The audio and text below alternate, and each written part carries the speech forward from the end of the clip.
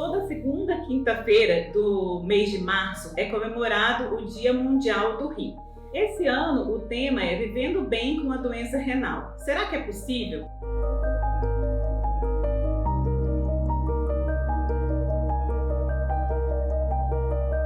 Eu comecei a natação por questões de saúde mesmo. Então era para minha saúde, porque eu tinha acabado de passar por um transplante, e para o meu crescimento. Com o tempo eu fui começando a entrar em festivais e tal, e eu fui me destacando. E eu fui gostando mais e mais daquilo.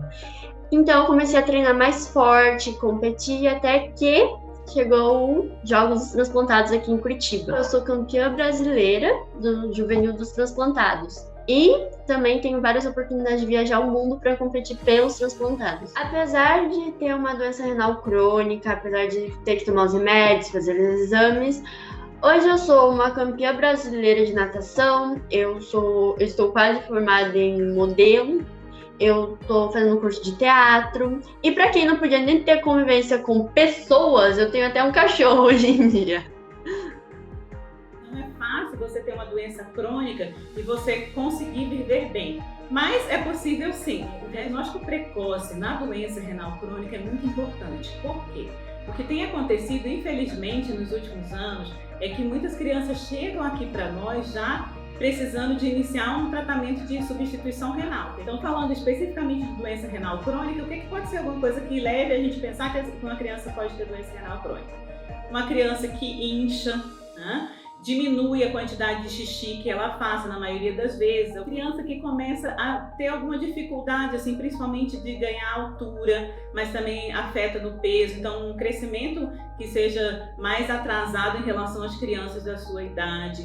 Ou então a criança que comece com algumas alterações ósseas, você vê que o ossinho está começando a entortar. Então isso podem ser alguns sinais de que essa criança já está evoluindo com a doença renal crônica.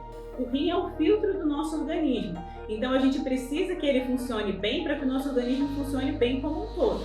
Uma doença renal crônica afeta a nossa pressão arterial, afeta o nosso coração, afeta o desenvolvimento dos ossos, afeta a parte de ter uma anemia, você tem uma facilidade maior de ter anemia, o desenvolvimento neurológico também e o crescimento da criança. Então, se você já pega uma criança que está num estágio avançado de doença renal crônica, você pode ter perdido, né, a oportunidade de consertar todas essas coisas. Então a gente sempre pensa numa prevenção, né, de uma evolução de uma doença que vai comprometer o organismo como um todo. Por isso que é bem importante do segmento, né, dessa identificação precoce de uma doença renal crônica.